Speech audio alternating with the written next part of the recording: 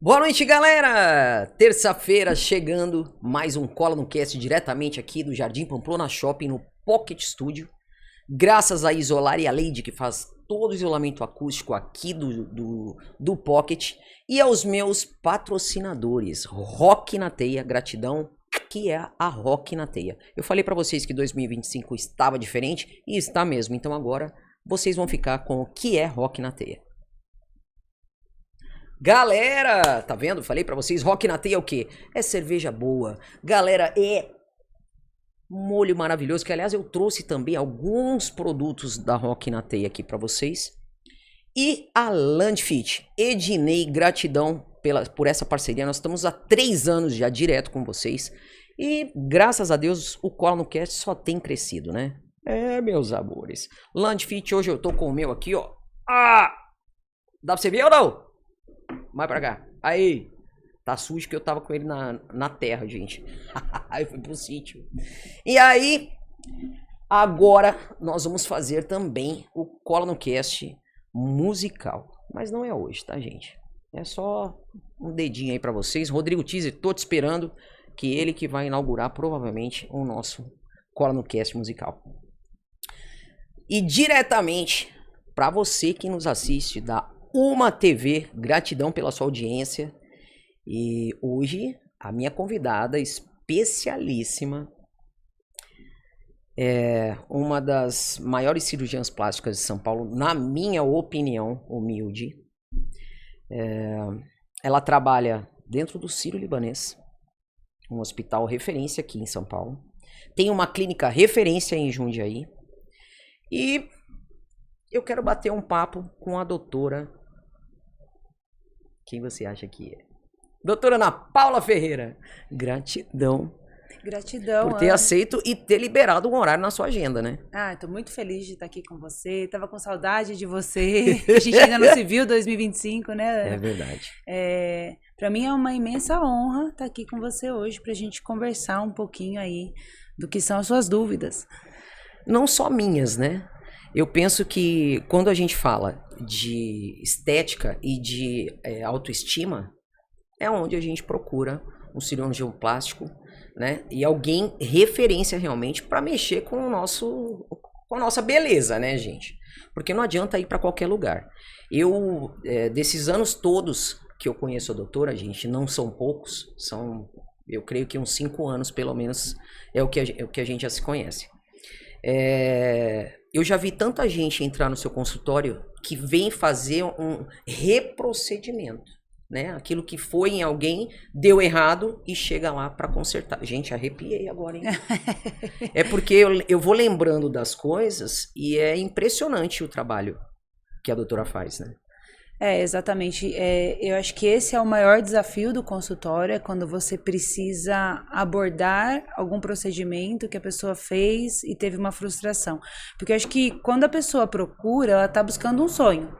Ela está buscando modificar o que é a carta de visita, o cartão de visita do dia a dia, que modifica as interações. Né? Então, eu sempre falo para os meus pacientes, você vai a algum lugar e aí a pessoa começa pedindo até desculpa por estar te abordando, porque você está passando uma mensagem de triste, de cansada, e aí é isso que a gente quer mudar, ou então o estigma de um procedimento anterior, que eu acho que é o maior desafio.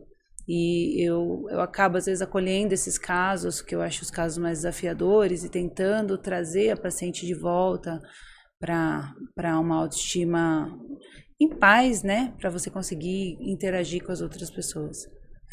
Foi muito também. Eu tô falando daquilo que eu vejo dentro do consultório, tá, gente? Da clínica.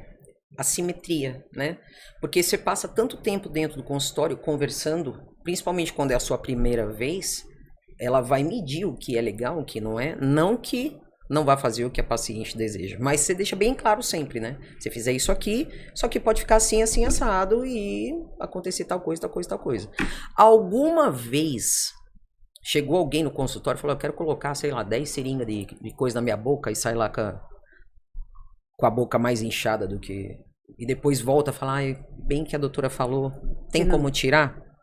Eu já tive paciente que às vezes ela não ouviu quando eu trouxe a parte técnica e disse que aquilo não chegaria naquele objetivo que ela estava buscando, mas aí a pessoa insiste, né? E aí a gente faz aquele procedimento, mas às vezes eu até já aconteceu várias vezes de eu vetar. Não, olha, eu não vou fazer isso, eu não sou profissional. Porque se eu não estou de acordo 100%, eu não vou aplicar uma técnica que eu não confio, que eu não concordo, ou que eu acho que vai prejudicar. E acho que a pessoa tem que respeitar esse meu olhar técnico. E eu sempre brinco que na minha clínica você não tem um cardápio de procedimento. Ah, não, hoje eu vou querer uma toxina, hoje eu vou querer um preenchedor. Você tem que me trazer qual é o seu problema, e aí eu vou te dizer o que a gente vai usar para resolver aquele problema. Porque às vezes você me pede um botox, mas você quer um olhar mais aberto. E aí às vezes a gente vai trazer que não vai ser aquela forma de conseguir aquele resultado que você busca. E isso é muito difícil, tem que ter uma experiência maior para conseguir falar com precisão. Não vamos fazer, porque falar vamos fazer é fácil. Você vem, você fala, estou disposto a pagar, vou te pagar, então eu faço, e aí eu viro para você e falo assim, não vou fazer, pode ir embora anestesiada. E aí é aí que a gente acaba conquistando uma relação de longo prazo. Porque eu acho que o cirurgião tem que conquistar essa relação e esse ciclo de confiança. Tenho vários pacientes que já vêm há 10 anos, porque eles sabem que se quiser uma coisa que não vai ficar boa, eu vou falar, não vou fazer, não vale a pena. Tá vendo, gente? É isso que eu falo pra você. Eu, por exemplo, eu fiz um dos procedimentos da doutora, que foi a blefaroplastia, né? E antes da blefaro, nós tentamos fazer como é que chama aquele que faz os pontinhos? Preenchedor? Não, um que queimava assim, era um laser. Jet plasma. Jet plasma. Nós tentamos fazer, a doutora falou, vamos tentar fazer o jet plasma pra ver se funciona. Aí acabou que ficou mais ou menos, ela falou, não, vamos ter que fazer a blefaro mesmo. E aí, super simples, eu fiz, sei lá, 30 minutos, foi feita a minha blefaro. A minha cicatriz pouco se vê. Você tem como focar aqui no meu olho pra tentar ver aí? Se eu fechar o olho, acho que dá pra ver. Volta aí. Aliás, não sei se dá, né? Porque tá tão... Muito discreto, né? Você vê alguma coisa aí, Fafá?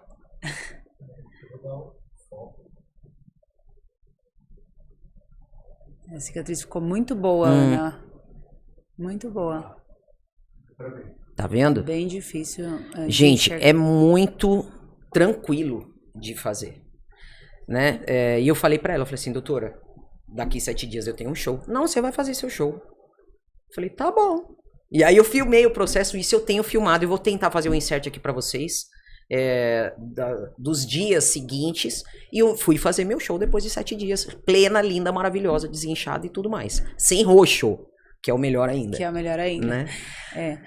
Eu acho que a blefaroplastia, quando a gente esbarra na blefaro, tem que fazer a blefaro. Então, às vezes a paciente, eu tô com flacidez, mas eu não quero fazer agora. Tudo bem, vamos dar o seu tempinho para você chegar à conclusão junto comigo. Mas qualquer outro procedimento não vai ter o mesmo resultado que uma blefaroplastia. E aí, no seu caso, a gente chegou nesse ponto. Você falou, não, mas não é o momento, vamos esperar, fizemos. Eu gosto de fazer uma cicatriz que acompanha a curvatura da pálpebra, e aí por isso ela fica um pouco mais discreta, as pessoas não conseguem identificar com tanta facilidade. E é um procedimento que às vezes dá raiva de não ter feito antes, né, Ana? Muito. Acho que esse que é o ponto, né? Já tive várias pacientes que, poxa, eu fui naquela viagem, ainda tava com a pelinha da pálpebra, deveria ter tirado antes. Então, eu sou uma super incentivadora de não enrolar para fazer essa cirurgia, porque o benefício que ela traz, ele é muito grande e ele resolve não só a região do olho, como toda a parte funcional do terço superior, né? Ele dá uma retraída nessa região e aí você para de recrutar tanto a sobrancelha, você para de ter dificuldade. Eu tive paciente que falou, parece que tirou uma cortina da frente do meu olho, então me facilitou, sinto menos desconforto. Voltei a ler, já ouvi isso, nossa, eu nem lia mais, eu não sabia direito o porquê, e é por conta disso.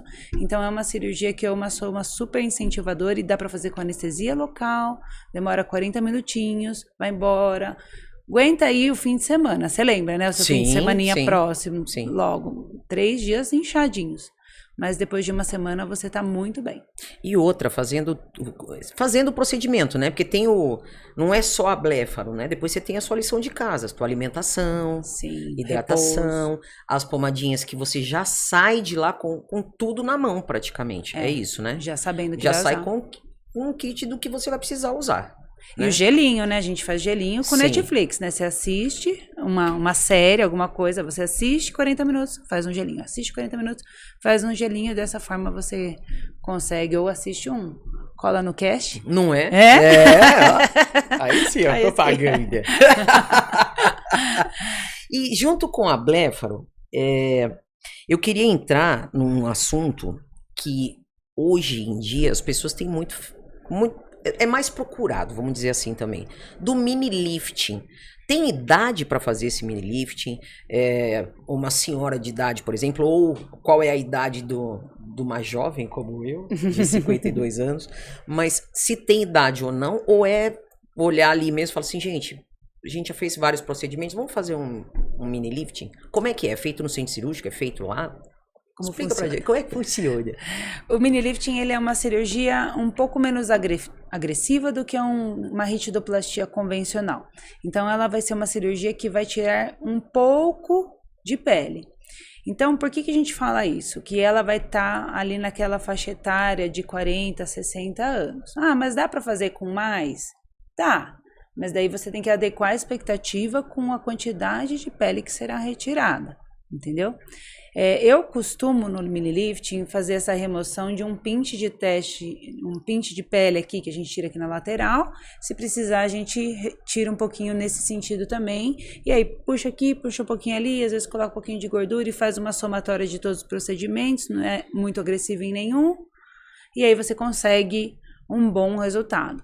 O mini lifting também implica em não entrar em planos profundos, porque a gente ouve falar muito de plane, que é uma técnica mais profunda, que você entra por baixo do músculo, e o mini lifting não, você entra por cima do músculo, você não corta esse músculo onde estão os nervos, você dá um pontinho de plicatura, e aí você consegue essa puxadinha que delimita a mandíbula. Ele é para tratar essa região do pescoço e sobe um pouco para o rosto, mas não é essa cirurgia que estica a boca, não é uma cirurgia que faz uma grande modificação na face da paciente, porque essa é uma grande preocupação também. Mas eu vou ficar esticada? As pessoas vão perceber que eu fiz? Não, essa cirurgia não vai fazer você ficar exagerada, ela é uma cirurgia natural, mas que tira mesmo, remove excesso de pele que tá ali incomodando. Então, 45, 50, 55, história de perda de peso, ganho e perda, que daí a pele acaba cedendo um pouquinho, são as pacientes que eu mais faço esse procedimento no hospital, né? Se fizer bem cedinho, dá até para ir embora no mesmo dia, e é uma cirurgia bem tranquila de 2, 3 horas. Sensacional. E anestesia geral. Tá. Essa é com anestesia geral. Essa eu não faço em clínica. Eu já ouvi pessoas que fazem, não é o meu caso. Eu não faço esse tipo de cirurgia em clínica. Eu acho sofrido, eu acho um pouco pesado para a paciente fazer essa cirurgia, porque é uma cirurgia que a gente faz, não é um grande descolamento, mas descola um pouquinho mais aqui na lateral, aí termina um lado, faz o outro lado. Eu não gosto, eu prefiro fazer em hospital, a gente reserva ali 2, 3 horas de cirurgia, não é uma cirurgia longa, extensa. E o pós não é muito desconfortável, eu acho a pálpebra mais chata do que o mini lifting. Às vezes faz mini lifting e pálpebra, a pessoa reclama da pálpebra. Porque o inchaço no olho ele é um pouco desconfortável, sim, né? E o inchaço aqui no pescoço, ele é só mais aqui na lateral, tem que ficar usando aquela mentoneira, que a gente chama, né? E aquilo você fica o tempo todo. 2, 3 dias você vai sentir assim um pouco repuxando, mas depois disso já começa a melhorar e mais ou menos na mesma velocidade da Bléfaro, né? Com uma semana tira os pontos, coloca um microporzinho, mais uma semana, daí praticamente acabou o pós-operatório. Tá. E aí, essa mini não é aquela que você corta aqui e é atrás da orelha, atrás é isso? Atrás da orelha também. Caramba! O que acontece? Quando você tira essa pele, você tem que acomodar essa cicatriz. E a forma que nós encontramos de acomodar essa cicatriz da forma mais invisível possível, foi respeitando toda a curvatura da orelha. Então você fala assim, não é tão pequena, não é tão pequena. Mas eu já tive paciente que está sentado na sala de espera, do lado de uma pessoa que tinha feito mini lifting, ela ficou procurando e não encontrou a cicatriz. E tinha 1 mês de cirurgia. Então ela vai vir nessa dobrinha natural da orelha com o rosto, ela passa por trás dessa cartilagenzinha da orelha, ela vem aqui, ela acompanha o cabelo, e daí ela vem tudo aqui por trás, acompanhando dobras, acompanhando transições. Porque é a tática que nós cirurgiões plásticos temos para disfarçar a cicatriz. A gente traz a cicatriz para uma região que com o tempo ela fica bem inaparente. Então, essa que é a tática. Aí você fala, é extensa? Mas é uma cicatriz que fica sumida. E a pessoa usa cabelo preso, usa cabelo curto, e mesmo assim não consegue enxergar com facilidade, a não ser que você seja um especialista. Tem gente que corta mais pra frente. Eu gosto de trazer bem pra trás aqui do tragus, pra ela ficar bem inaparente. E quem tem queloide? Aí tem um tratamento diferenciado? De alguma aplicação de um corticoide ou isso, alguma coisa assim. Pra não dar na cicatriz, como é que funciona? Quem tem queloide, a gente tem que entender direitinho o queloide, porque precisa saber se é queloide ou hipertrófica. Tem gente que confunde hipertrófica com queloide. Todo mundo que faz uma cirurgia vai ter uma fase hipertrófica da cicatriz. Essa fase acontece 1 mês depois da cirurgia, e dura de 3 a 6 meses. Depende da região. Então, pálpebra dura 2 meses só. Você operou hoje, daqui a 1 mês começa a hipertrofiar, fica 2 meses hipertrofiadas e volta ao normal. Agora, nessa região aqui, pode durar até 6 meses a fase hipertrófica. E depois ela regride, porque muda a fase de cicatrização. E daí, com 1 ano, ela tá bem fininha, bem clarinha. Agora, se a paciente tem uma história de queloide, o que acontece? A cicatriz tem que ser maior, muito maior, do que a região cortadinha, na região que teve, né, a cirurgia. Então, o queloide, ele muitas vezes é confundido com a hipertrofia, que é só um pequeno aumento. O queloide, às vezes, eu tive paciente que fez uma espinha e aí fez uma coisa alta, grande, muito maior. Isso é queloide. Quem tem um queloide mais descompensado, daí a gente evita qualquer tipo de cirurgia. Bléfora ainda a gente percebe que a incidência é muito baixa. Agora, a região mais ou menos perto de orelha, a gente tem que ficar um pouquinho mais preocupado, que são áreas que tende a ter um pouquinho de queloide, quando a paciente já tem queloide. E, tá vendo, gente? É a importância de você ter realmente uma pré-consulta, né? Porque se você tem uma predisposição, pode ser que como é que é o nome da medicação?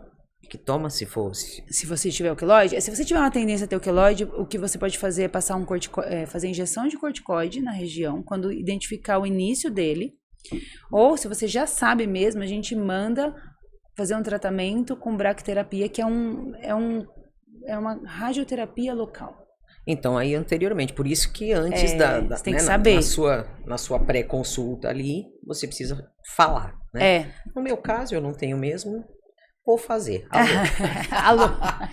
Aliás, eu tô precisando mesmo. Tô precisando fazer essa e tô precisando fazer adenoide. Quem sabe já não faço as duas coisas ao mesmo tempo. Já chamo o Dr. Reinaldo. Né? Ele já entra, faz o que tem que fazer e já aproveita a cirurgia, a anestesia, porque eu tenho problema na anestesia. Você tem? Medo? Não. A minha pressão descompensa muito. E da última vez que eu tive, eu demorei muito tempo pra voltar. Ficou baixa? Ela quase igualou. Pra baixo. Tem que ter um anestesista ali que fica de olho, né? Sim. Aí tem a Ju, acho. Não sei. Vamos ver. Se for fazer com o nariz, já entra com a sua, com a dela, com todo mundo. Pronto. Já faz o pacote. Já faz o pacote. Aí tem uma outra coisa que eu queria perguntar sobre o preenchedor. Porque existem vários tipos de preenchedores, né? Então a pessoa fala, mas esse aqui tá caro, eu vou fazer com fulano, ciclano, beltrano, né? E aí acontece várias coisas. Alguns encapsulam, outros te dão necrose, faz outra, né? O que não é realmente um preenchedor. Então eu queria falar um pouco sobre o preenchedor. A técnica, né? A técnica. Bom, preenchedor comecei a trabalhar em 2005, que era antes de ter essa febre de preenchedor que a gente ouve falar hoje em dia, que as pessoas, às vezes a gente não tem certeza da formação e elas já fazem os preenchedores, porque as pessoas estão achando que é muito simples e não é muito simples. A técnica foi mudando ao longo dos anos. Então, o que a gente pensa quando vai fazer um preenchedor? A primeira coisa é o diagnóstico. Você tem que avaliar a face e ver onde realmente precisa. E a técnica atual, você aplica em uma região para fazer efeito em outra. Então, essa que é a sacada, vamos dizer assim. Você aplica aqui para fazer efeito lá, você aplica lá para fazer efeito aqui. Então, você não fica preenchendo vazios como a gente fazia anteriormente.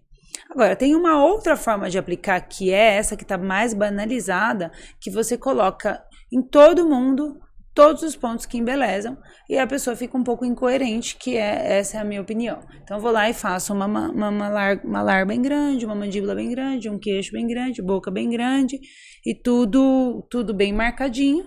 E aí, o que acontece é que você vai ter uma pessoa que fica aquele padrão, que é o que muitas pessoas têm medo de ir para esse padrão. Então, não falando ainda de complicação, mas falando de o que eu penso, eu acho importantíssimo fazer o diagnóstico. Porque daí a gente vai, essa paciente precisa de malar, mas ela nunca teve queixo, por que eu vou colocar um queixo enorme? Se a pessoa tem um -4 de queixo, vamos trazer para o -2 ou então para o -1, mas manter as características que identificam aquela personalização, aquela coisa de cada um mantendo as suas características. Essa é a minha forma de pensar no preenchedor. E também pensar na complicação, porque a gente tem essa máxima de faz o procedimento quem consegue tratar aquela complicação.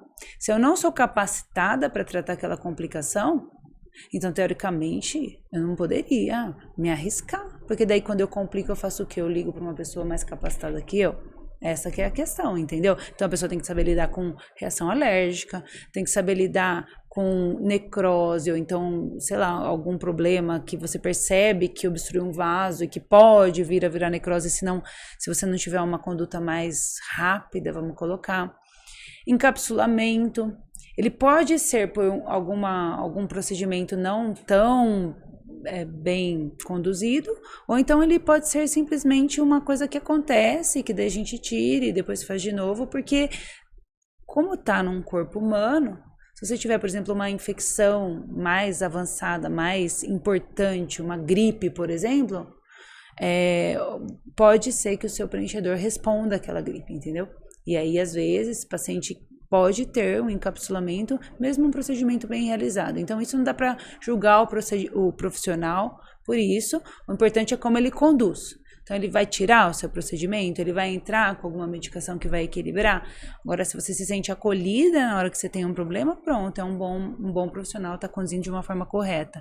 Agora, tem uma complicação, o profissional desaparece, aí eu acho que é o problema, né? E essa coisa do preenchedor no lugar correto, se por um acaso pega um vaso, pega alguma coisa, já dá pra sentir na hora ali, né? O profissional já sabe. Dá. E assim, quanto mais você estuda, mais você conhece, mais você sabe que você tá andando do lado de um precipício. Tem gente que tá andando do lado, tá correndo risco sem saber. Eu acho que aí é que a gente vai ter problema. Então, quanto mais experiente, mais a pessoa vai saber que aqui tem vaso. Tem região que a gente sabe que tem vaso. É zona de perigo que a gente fala. E aí, você vai ou não fazer ali, se você estiver querendo correr risco ou não. E quando a pessoa chega, como já chegou no seu consultório, de uma forma deformada, de uma forma deformada é ótimo, né? A gente tem um exemplo, por exemplo, a Gretchen, quando ela tava de uma forma que não era ela, né? E depois ela foi num outro profissional e acabou se acertando. Que foi o que aconteceu com a doutora. As pessoas vão lá, chega deformada e acaba com o tempo se acertando depois, né? É muito mais difícil, né? Voltar. É muito mais difícil e muitas vezes a gente tem que remover tudo que foi feito. E onde eu acho mais desafiador é lábio, porque se você fizer um preenchedor num plano equivocado no lábio, você pode abrir um canal de comunicação do plano correto para o plano que eu não costumo colocar. E daí, quando você tira e depois você coloca de novo no plano correto, pode ser que ele migre um pouquinho para o plano incorreto de novo, mas não naquela mesma quantidade anteriormente. Então, quando você vai fazer, antes de fazer a primeira vez, toma cuidado, porque se você colocar de uma forma que não é tão boa, você pode melhorar, mas nunca vai ser como fazer direitinho da primeira vez. Tá. E aí, é que eu fiz também com ela, gente, uma mini lipo de papada, né? E nós fizemos consultório também, foi super tranquilo. É que depois que aconteceu, a menina aqui de 15 anos, né? Fui me pendurar no cipó, caí, quebrei a costela, não consegui fazer o pós, né? Porque tinha que ir lá, tinha que fazer a drenagem, tá. Então ficou essa sobra, mas não foi nada da doutora, foi o meu pós que eu não consegui fazer. Mas também é uma outra coisa que é maravilhosa de fazer, sem dor. E, cara, pra mim, é que vocês não viram antes. Eu posso depois procurar o que era antes e o que é hoje, que já deu uma boa melhorada, né? Mas essa também é uma outra técnica que dá pra fazer antes do mini lifting, né? Às vezes a pessoa não precisa. Vai lá e faz só uma mini lipo ali de papada. Isso tem a ver com o diagnóstico também, né? A gente avaliar se a pessoa tá só com a gordurinha ou se ela tem gordurinha e flacidez. Tá. E se a pessoa preferiria fazer a cirurgia de uma vez em centro cirúrgico, ou se ela falar, não, olha, eu não vou fazer agora nada em centro cirúrgico. Então a gente parte para uma alternativa menos agressiva. E daí, quando ela tiver a oportunidade mais para frente, se for o caso, a gente complementa com uma cirurgia de retirada de pele. Mas essa lipo é uma cirurgia realmente tranquila, 40 minutos. A gente faz na clínica, a gente injeta o anestésico, muito, muito menos do que o que estaria perto de uma dose que a gente teria alguma preocupação. Então, eles falam na literatura 20 ml, eu gosto de usar 5, 10, bem pouquinho mesmo.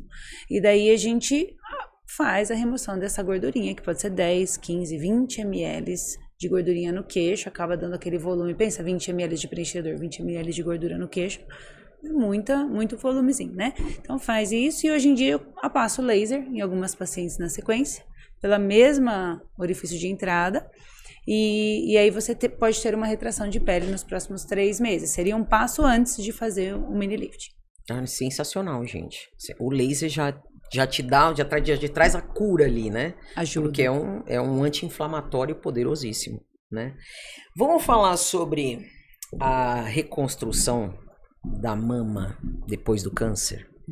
Vamos falar sobre reconstrução. Eu gosto muito desse tipo de paciente. Porque, além disso, a doutora Ana Paula é referência na tatuagem de auréola, né? Uhum. Então, eu queria muito tocar nesse assunto, porque eu acho que é extremamente necessário também. Necessário. Né? Muitas mulheres acabam passando por isso. Algumas mulheres têm a questão do diagnóstico do câncer de mama, e aí acaba precisando remover a mama. E daí depois faz a reconstrução, fica sem areola, a areola acaba ficando sempre por último, porque você tem que estar com a mama o mais simétrica possível para depois a gente pensar em fazer essa areola. E aí é uma coisa que eu gosto muito de fazer. Tem o meu ambulatório lá no Cílio sobre isso. Por quê? Porque as pacientes, nesse momento, às vezes o cirurgião faz cirurgia de 10 horas, mas é na hora que a gente coloca a areola que aquilo lá vira mama. Porque é a referência, né? A referência é a areola. Se você não tem a referência de areola, você não identifica necessariamente como uma mama, né? Uhum. Tinha paciente que às vezes fez bilateral, não tinha vergonha, mas na hora que você coloca a areola, ela passa a ter vergonha da mama. De mostrar, de ficar nua, assim, em ambientes, entendeu? Então é um procedimento tão simples que deveria fazer antes, não deveria esperar tanto para fazer. Às vezes tem paciente que tem um receio, não quer mais mexer, enjoou de procedimento, mas quando faz, quando a gente convence, fica muito feliz, porque é um procedimento tranquilo. É um procedimento de 40 minutos. O desconforto, ele acontece mais por uma questão emocional associada, tanto que às vezes a segunda sessão não dói, mais a primeira, e tem um retorno muito legal, muito bonito de ver. E fica perfeito, gente. Depois, se tiver algumas imagens que eu possa também inserir aqui, vou fazer um insert para vocês de como fica perfeito e principalmente traz a autoestima de novo para paciente, para pessoa, né? Porque é uma coisa É pesado? Pesada pra gente. É pesado, e quando você fala de câncer de mama é pesado, mas tem um outro assunto que é mais pesado ainda, que é a necrose de areola, que daí é em paciente estética. Porque eu não sei se você já ouviu falar, mas tem alguns pacientes que vão fazer mamoplastia estética, e daí elas evoluem para necrose de areola, uma complicação chata, que pode acontecer, que hoje em dia a gente ouve falar um pouquinho mais, porque hoje em dia a gente faz cirurgias de novo, em pacientes que já operaram 15 anos atrás, mamoplastia redutora. Você lembra a época que fazia muita mamoplastia redutora? Sim, era a minha próxima pergunta, do encapsulamento das próteses. E aí, quando faz mamoplastia redutora, tem essa complicação que pode acontecer. É baixo o índice, tanto que às vezes você pega um de um cirurgião, outro de outro. A pessoa dificilmente tem várias, ela tem uma na vida, duas. Mas daí é uma paciente que não aceita a perda. É mais difícil de lidar ainda do que a paciente que é de câncer de mama, por incrível que pareça. Porque a paciente que está câncer de mama, ela já tem ali todo um contexto. A pessoa que vai fazer estética e leva um susto com essa complicação, ela não se conforma. E cada dia mais eu fico convicta de que a gente consegue trazer essa autoestima de volta até para essa paciente, que ela tem uma tristeza, uma raiva, ela tem uma dor maior ainda do que a paciente que passou pelo câncer. É uma coisa curiosa, porque ela não queria passar por aquilo. E ela teve essa coisa de tentar melhorar e acabou evoluindo para isso. Mas o resultado fica bom. São 2, 3 sessões, com intervalo ali de 2 meses, a gente consegue um resultado ótimo. Também vou trazer para vocês darem uma olhada. Eu queria saber dessa coisa do encapsulamento mesmo. Porque lá atrás é tudo para... Quando aparece algo novo, a gente vai saber depois de alguns anos, porque às vezes não foi devidamente, não devidamente testado. Como é que você vai, né? Não deu tempo. Não dá tempo. Essa coisa do encapsulamento é como se fosse o corpo expulsando a prótese. Ele está separando aquele corpo estranho e está isolando, vamos colocar, o corpo estranho do restante, né, do corpo. Então, não é todo mundo que tem. Eu tenho paciente com 20 anos de implante que não tem problema. Ela fala, preciso trocar? Não, a gente acompanha, faz ressonância. Mas algumas pacientes realmente evoluem para esse encapsulamento do implante e é algo muito desconfortável. Eu passei por isso, eu tive uma prótese com encapsulamento. É chato, porque daí é duro, sente um desconforto, não fica natural mais. E fica diferente um lado do outro, né? E aí é uma cirurgia que você faz a remoção dessa prótese. Quanto mais espessa essa cápsula, mais fácil remover a prótese junto com a cápsula. E tem algumas pacientes que expressam realmente essa necessidade de tirar a prótese juntamente com a cápsula, para a gente poder avaliar essa cápsula como um todo e para não ter contato do silicone com o tecido dela mamário. E fica também mais limpa, mas é um procedimento que a gente sempre tenta fazer. Mas se a cápsula é muito fininha, às vezes a gente não consegue tirar com a cápsula intacta, como algumas pacientes desejam. E depois a gente tem que fazer a reconstrução da mama, né? E aí pode ser com mamoplastia, ou então pode ser com enxerto de gordura, quando a paciente não tem tanta flacidez. E quem quer fazer, vamos supor, tem muita gente que hoje está retirando a prótese e está fazendo uma reconstrução sem prótese. Isso, é uma tendência. Eu percebo que as pessoas ultimamente têm buscado tirar os implantes, porque quando colocou lá 20 e poucos anos, era outra fase.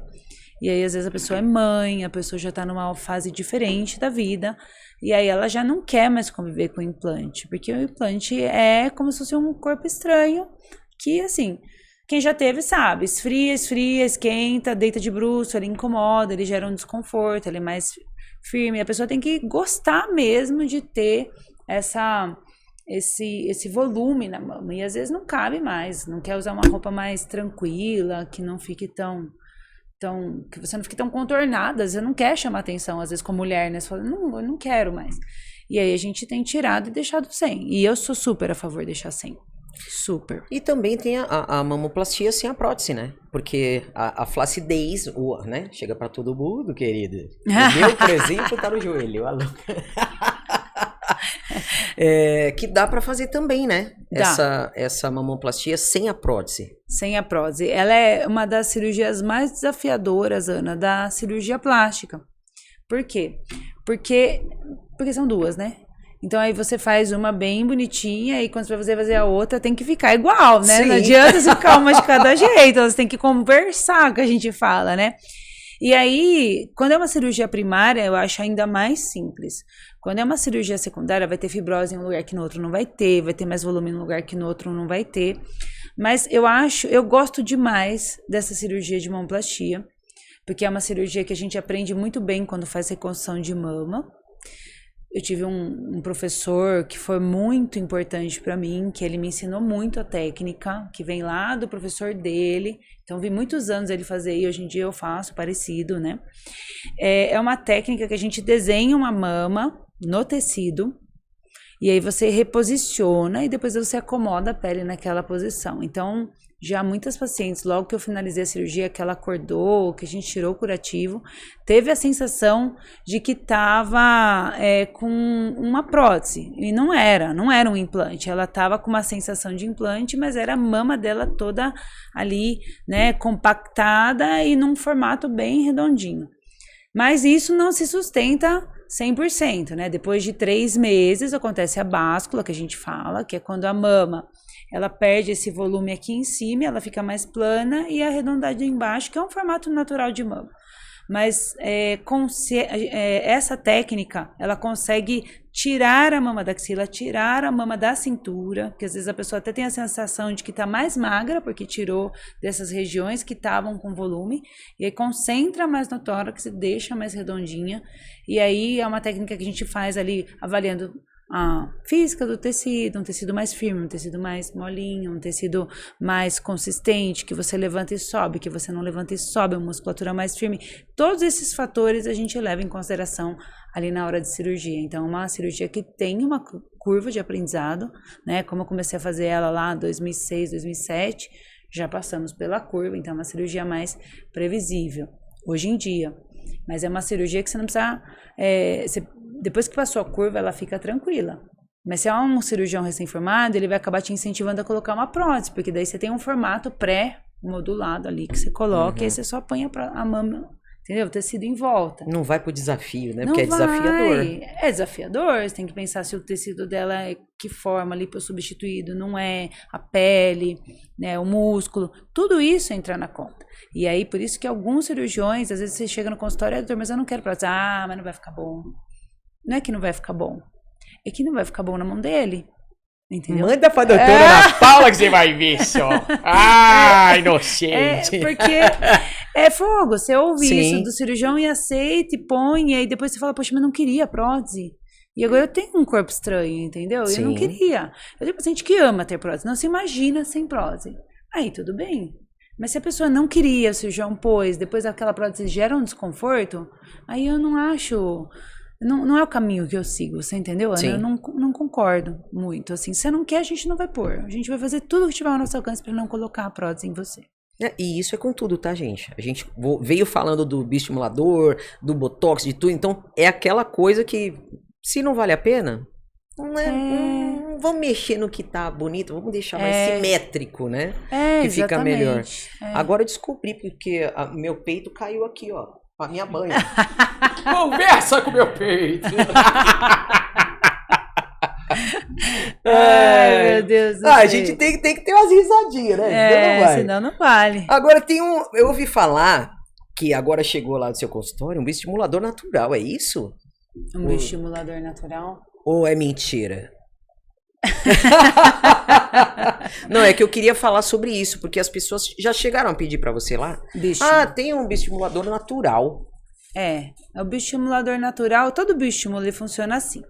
A gente vai injetar uma substância que ela por si só não é o efeito. O efeito é como o seu corpo responde a ela. Então, daí você tem várias substâncias, o mel cálcio, que eles falam tanto, daí tem o ácido polilático, que é uma outra substância que, na verdade, ela é um pouco irritante, então o corpo vai responder e aí produz o seu colágeno, por isso que traz essa coisa de natural. Mas se você for ver, o bioestímulo mais natural que tem é a sua própria gordura. Então, se eu tirar a sua gordura de outra região e colocar, ela vai gerar a resposta inflamatória do colágeno, e ao mesmo tempo ela vai ser plantada ali, então ela vai ter circulação e ela vai passar a estar naquele lugar. Então a gente usa isso ao nosso favor. Faço muito em face, mas daí é um procedimento cirúrgico. Então o mais natural que teria seria a gordura, e aí você tem essas outras alternativas, que são substâncias que você estimula o seu colágeno, e o que vai gerar o efeito é o seu colágeno e não o produto, como no preenchedor, que daí é o produto que gera o volume. Então, acho que é essa distinção que a gente tem que fazer quando pensa em bioestímulo. E aí, vamos supor, já que você vai, vamos supor, eu vou lá, vou fazer o meu mini lift. Uhum. Quantos procedimentos eu posso fazer dentro do centro cirúrgico? Ou, melhor, quantos procedimentos você acha seguro para ser feito? Então, vamos supor, Ana, vamos fazer o mini lifting, já aproveita que tá lá, vamos tirar seu peito do joelho e da barriga, né? Vamos pensar ele aqui de volta, põe um negócio aqui, já amarra na barra. Tá louca, mentira, gente. É porque as pessoas às vezes falam, então eu já vou fazer então uma lipoaspiração, vou fazer a minha abdominoplastia. Existe isso? Quanto que pode fazer? Que seria um seguro para a doutora, por exemplo? Essa coisa do já que estamos lá, a gente faz mais isso, mas isso. Eu não gosto de passar de 5 horas de cirurgia, no máximo 6. Hoje em dia tem gente até normalizando 8 horas, eu não concordo. Porque pela fisiologia a gente muda a fase da cicatrização. Então você já vai para outra fase. Eu não gosto muito de passar disso. Dentro de 5, 6 horas está bem seguro. Dentro de uma certa perda sanguínea também está bem seguro. Não, para mim não é normal transfundir paciente no pós-operatório. Então, quando a pessoa vem me pedir, eu quero fazer essa cirurgia, deixa eu pensar, 3 horas, dá. Quero fazer mais essa, deixa eu pensar, mais 2, dá. Quero fazer mais essa, mais 2. Não dá pra gente fazer. Também a gente leva em consideração posição. Porque daí, vamos supor, eu faço um rosto, faço uma mama, tá joia? Agora eu faço as costas e o rosto, aí você vai ficar deitando na sua dor, entendeu? Uhum. Vamos fazer as costas, o abdômen, tudo bem, fazer as costas, a mama. Você vai deitar, mas pelo menos não é uma região que, se você ficar fazendo força de dor, você prejudica o resultado da face. Sim. Entendeu? Ou então, vou fazer mais aqui, daí vou enxertar no bumbum, você vai ficar sem posição. E é uma cirurgia, essa cirurgia da face é uma cirurgia que tem que ser mais delicado o pós. Não pode ser um pós que você faça muita expressão, muita força. Então, você vai ponderando tudo isso na hora dessa cirurgia. Eu também já não gosto muito mama, abdômen e dorso. Daí eu já acho que depleta muito. Que a paciente, no dia seguinte, parece que foi atropelada por vários caminhões, né? Então, assusta. Você fala. Mas quando acontece, quando você faz a cirurgia, no dia seguinte ela acorda e fala, mas por que você me deixou fazer? Você fala, mas você que quis. É isso. Então tem que tomar cuidado com isso, entender o limite. Por isso que nunca a gente vai operar, você vai passar em consulta comigo hoje, e a gente vai te operar com uma consulta só, a não sei que seja blefaro, pequenininha, 20 ml, né? 4 ml de cirurgia, 40 minutos. Agora uma cirurgia maior, eu tenho que te conhecer. Aí você vem de novo. Entender bem direitinho o que você quer. Pra ver se o que você quer é o que eu quero. Se o que eu tô te falando, que a gente vai chegar de resultado, vai atender a sua expectativa. Porque não é que eu não quero te dar o resultado. É que existe até onde o seu corpo consegue ir. Existe uma limitação da margem de segurança. A gente trabalha tirando de uma paciente mais ou menos 5% do corpo dela, do peso. Então, se a pessoa pesa 80 quilos, eu lipo 4 litros. 5 litros, 5 a 7 eles falam. Então a gente não pode passar muito disso, Ana. Não adianta você falar assim, olha, eu peso 80, eu tenho 1,60 m. Você pode me trazer para 60 quilos? Eu não posso. Eu não faço. Se você vai em uma pessoa que faz, a gente sabe pelos trabalhos que você está correndo risco. Então tem que pensar bem para não correr risco. Eu, Ana Paula, moro no interior. A gente fica famosa do dia pra noite, se faz coisa errada, né? Então eu não faço coisa que corre um risco, porque senão eu não durmo à noite. Eu não tenho essa tranquilidade de dormir sabendo que, ao invés de ajudar, prejudica. Porque eu fui pra cirurgia plástica porque eu queria ajudar, eu não queria prejudicar. Eu não lido bem quando a paciente não fica feliz, entendeu? Uhum. Eu acho que é perfil, meu perfil.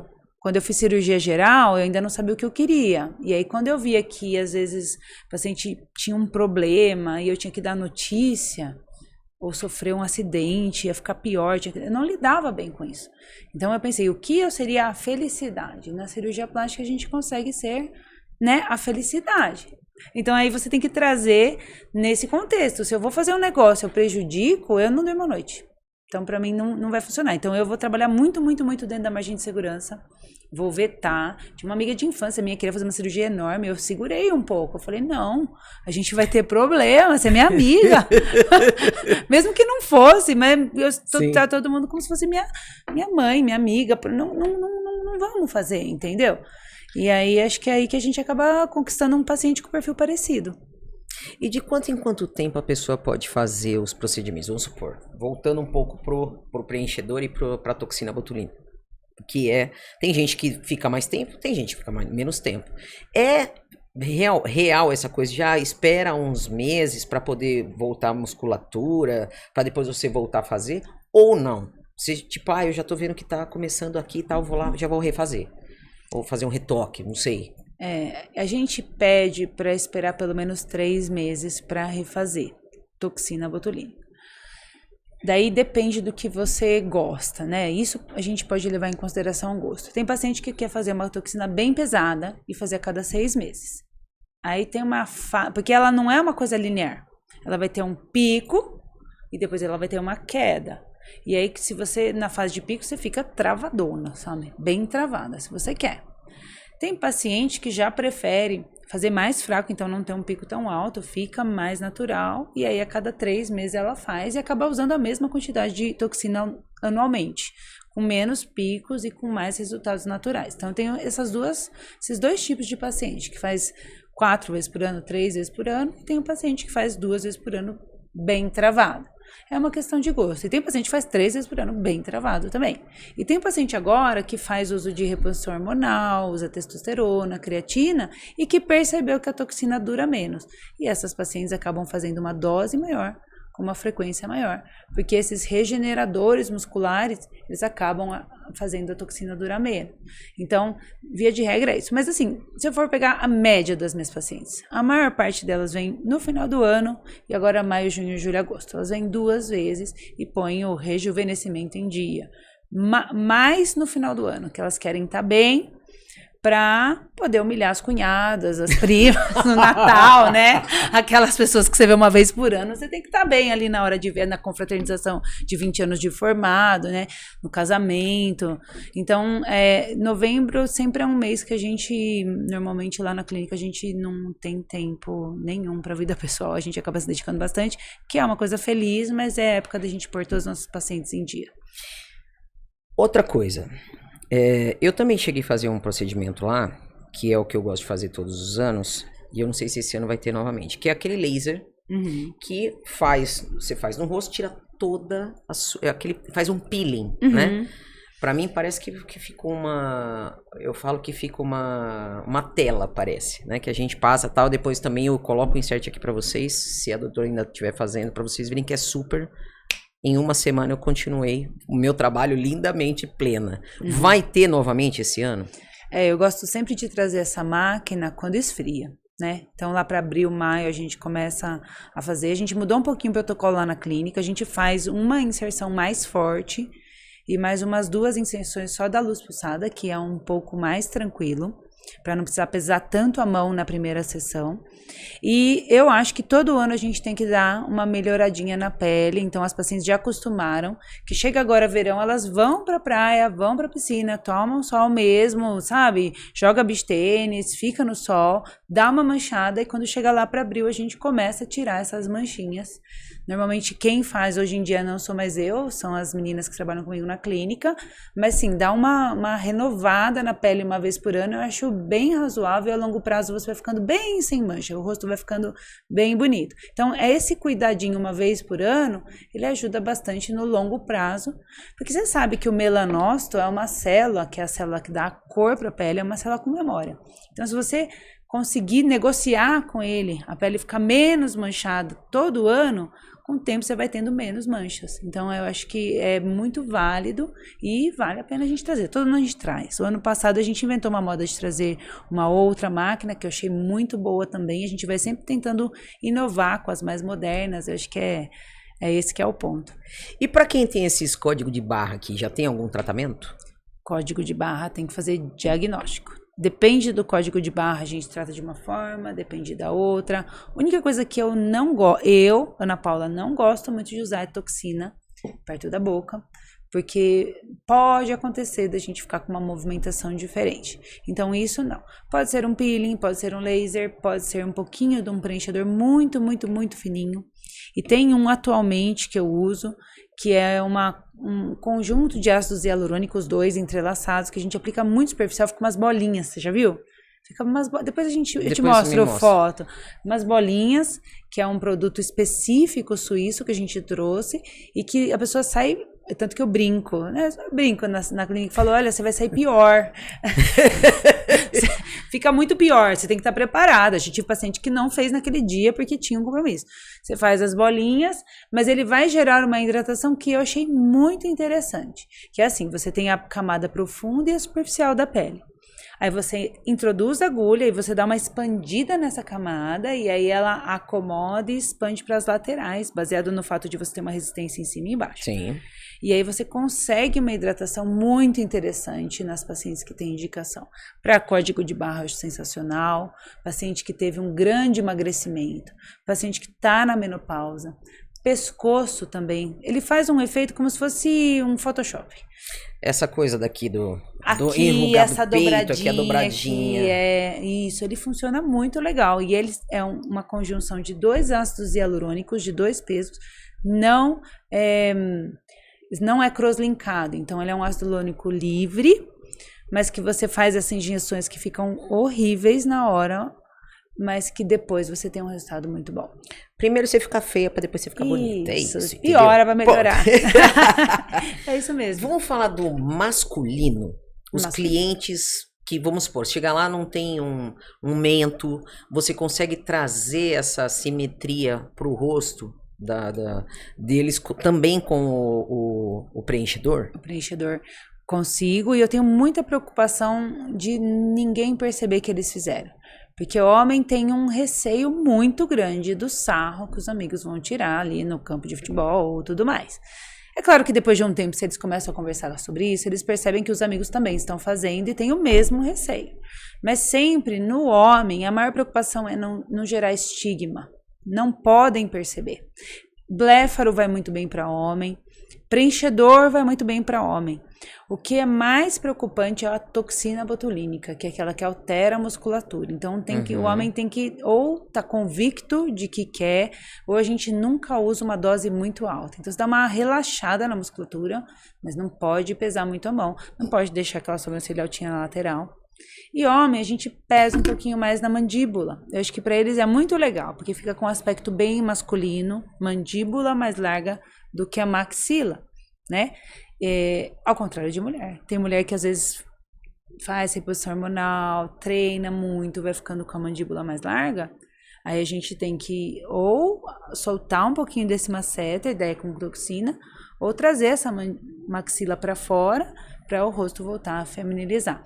Então, são as duas formas de pensar. Então, no homem você faz invertido. Mandíbula, você não precisa ter muita preocupação. Pode colocar, que eles normalmente adoram, gostam muito e é bem inaparente. É um procedimento que a gente não identifica de longe. E é indolor, viu, gente? Porque tem muita gente que tem aqui, é mais retraído, né?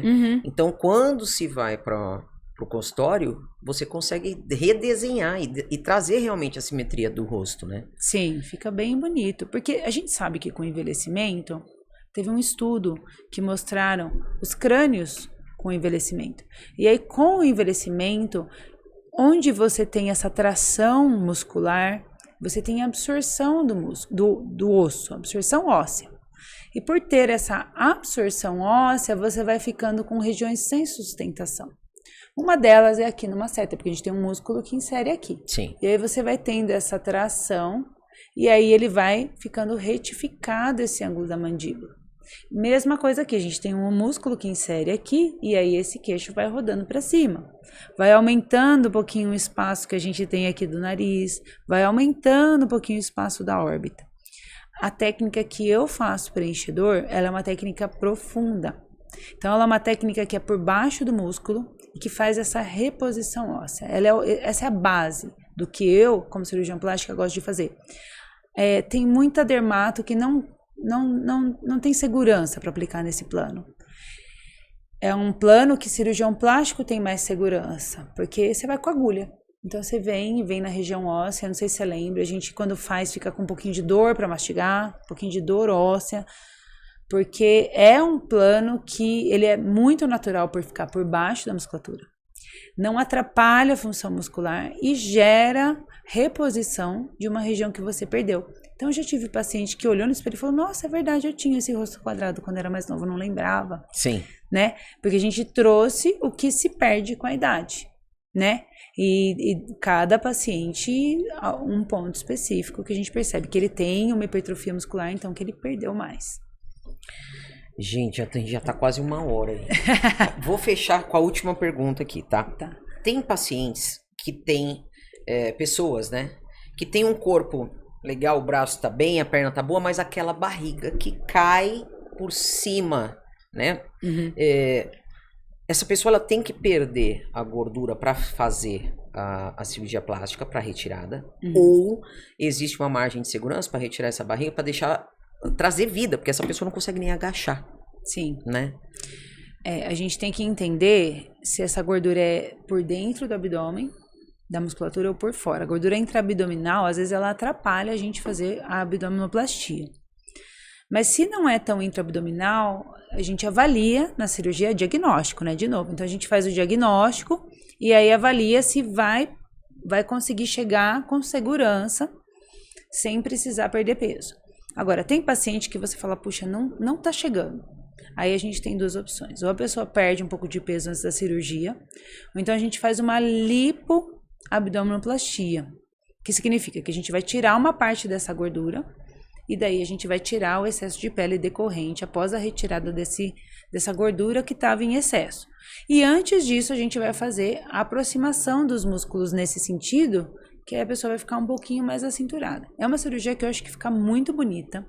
E se a pessoa está perdendo peso e fizer essa cirurgia e quiser perder peso depois, também não perde essa cirurgia. Você fica com ela mais bonita ainda. E é uma cirurgia que traz um contorno e que daí toda a roupa fica boa.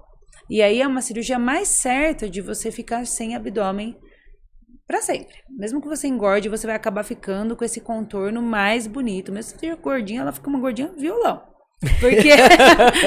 Porque você tira e é irreversível. Dificilmente vai ter uma pessoa que vai fazer 2 abdominoplastias, porque nunca mais você volta a ter a mesma flacidez de antes. Então é uma cirurgia que eu acho que compensa muito. Quando tem indicação, faz abdômen, não lipa só. Já vi paciente, não quero só lipar. Aí você só lipa e depois fica arrependido e vai e faz a abdominoplastia. Aí sim tem um bom resultado. É uma cirurgia tranquila, de 2, 3 horas no hospital. Se for muito cedinho, dá para ir embora no mesmo dia, senão dorme uma noite. E o chato dessa cirurgia é que você tem que andar um pouquinho arcadinha. Não sei se você já ouviu falar desse pós, que a gente tem que ficar meio arcadinho assim pra frente. Porque quando a gente faz a remoção, a gente quer tirar e deixar bem esticadinho. E aí, a pessoa, quando incha um pouquinho, já fica mais tensinho. Então, por isso ficar um pouquinho arcadinho. E o segredo dessa cirurgia é o umbigo.